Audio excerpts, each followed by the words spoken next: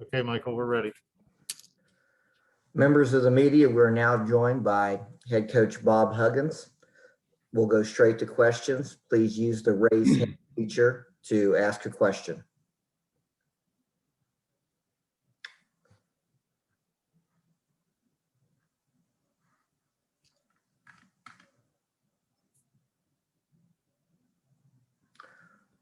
Our first question will come from Cody Nesper.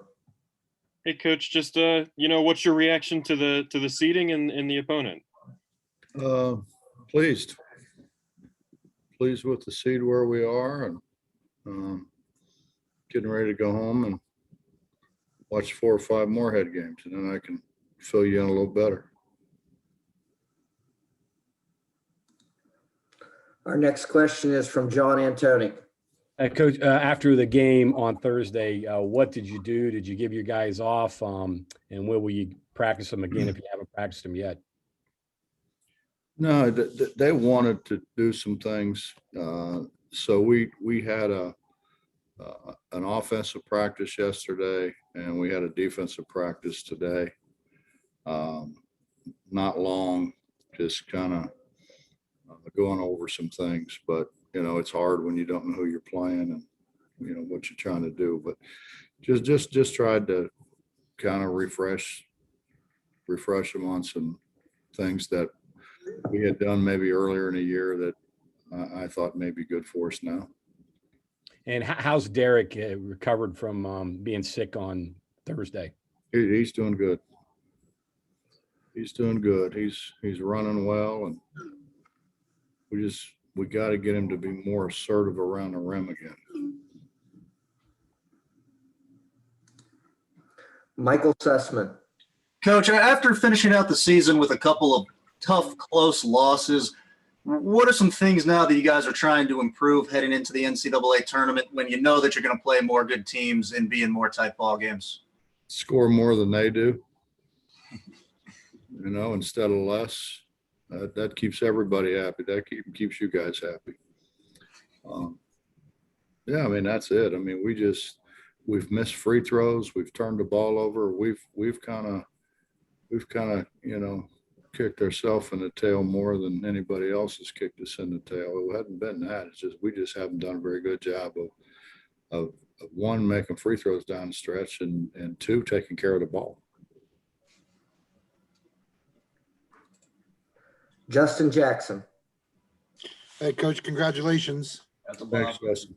Hey, obviously, you've been to a number of NCAA tournaments as a coach.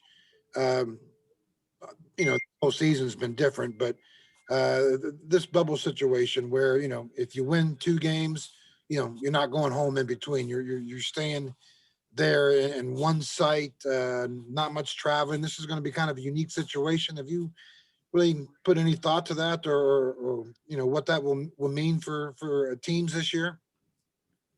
Well, the thought is, Justin, that they're going to be. Well, there's more than 64, but they're not. I don't think they're all in Indy. Maybe they are, but whatever it is, 67 or however many there is, and then there won't be that many, and then they'll get cut again. And after the second round, and I think as those people are cut, I think the thought is that they're going home right away. So, it's going to open up a lot more space for the people that are there. So we want to be the ones who get to stay longer. Next question is from Kevin Kinder. Coach, do you have your schedule plans laid out yet? And are you happier playing Friday on the first day rather than having to wait till Saturday? We don't know anything other than we're playing sometime on Friday. We don't know when we're leaving. We don't really know anything. I think we're leaving tomorrow, but we don't know what time tomorrow yet.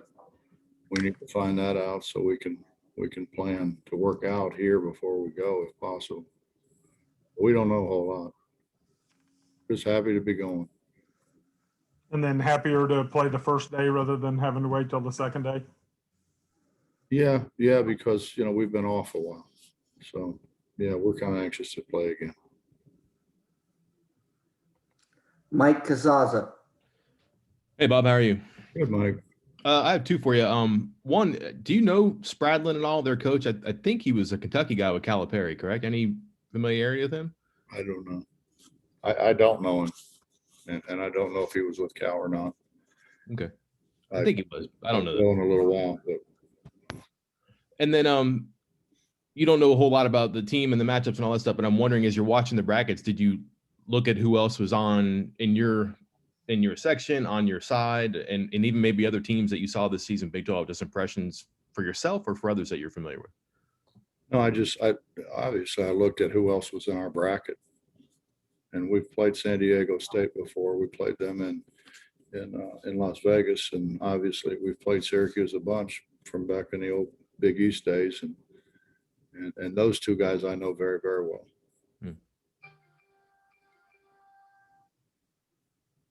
John Antoni. I guess I'm unmuted here. Hey, just the schedule that you played to get into the tournament. All 9 of your losses are to teams that are in the field. The vast majority of your games against NCAA tournament teams. Do you feel like you're well prepared to play the different variety? And also, too, are you just happy to be playing somebody other than a Big 12 team? Well, I think the fact that we struggled a bit down the stretch and that we're 9 games and we're a 3 seed. I think that bodes well for who we played. I think we played as good a schedule as virtually anybody has. I think when you go start looking at teams that are in the NCAA tournament and where they're seated, and obviously our league helps a lot with that because we had so many ranked teams.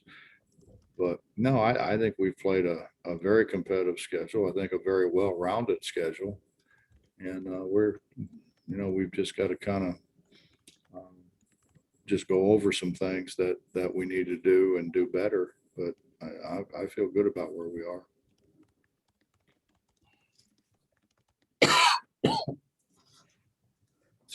We have a question from Bob Herzl. Can you summarize the difference in playing NCAA tournament games versus your games during the regular season? Yeah, I think it's the finality. I think, when you lose in the NCAA tournament, your season's over and you don't play again for another 2 or 3 months. I think that's the biggest thing. Also, another question from Bob Herzl. How will your close games that you played this year get you ready for the NCAA tournament?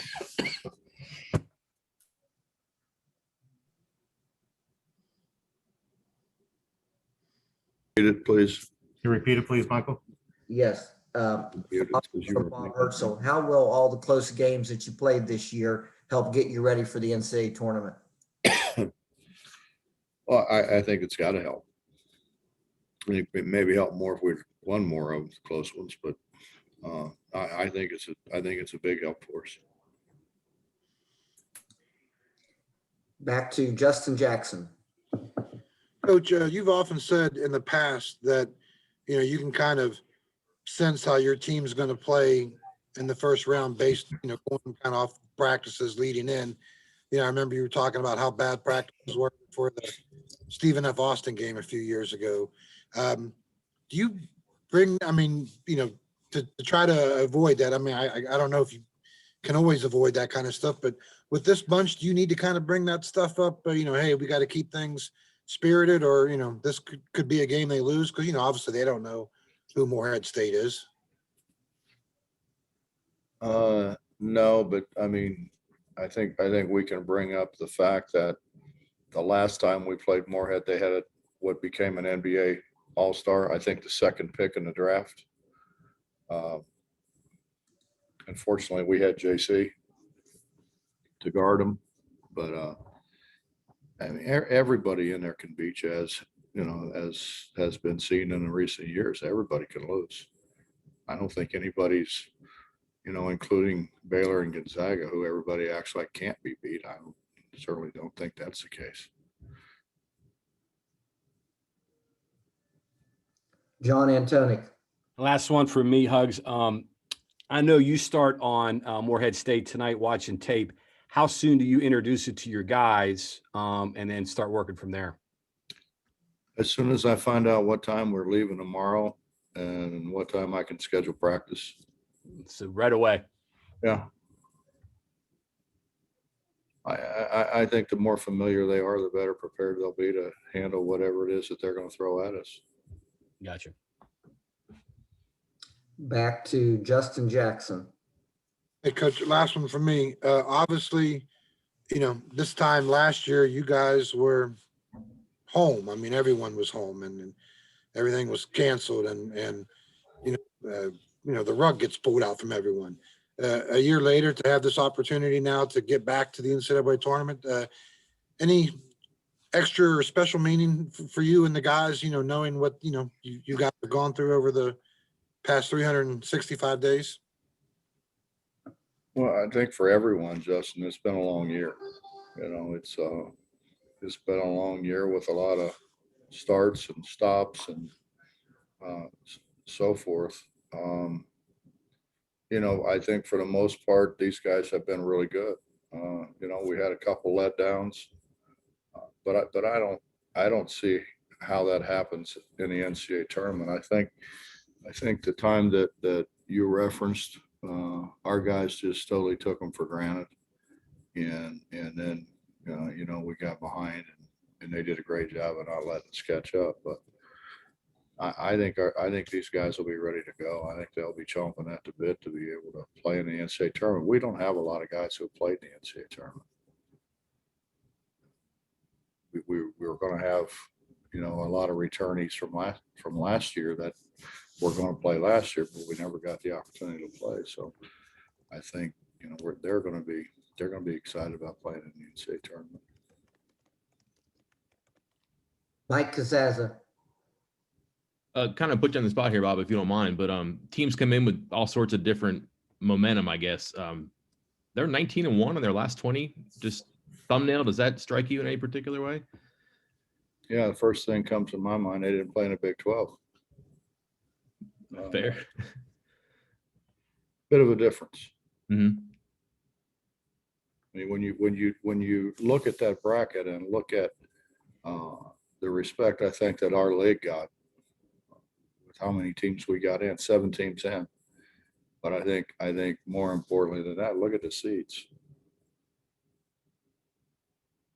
So, I'm sure they're capable. I really don't know anything about them right now. I will, but I don't know anything about them now. But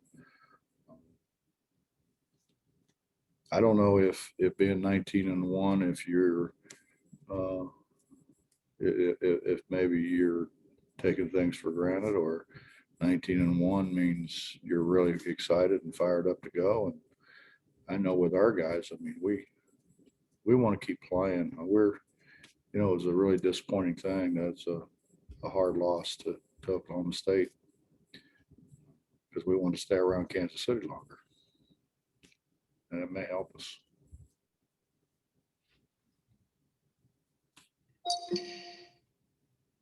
Questions for Coach Huggins, please use the raised hand feature.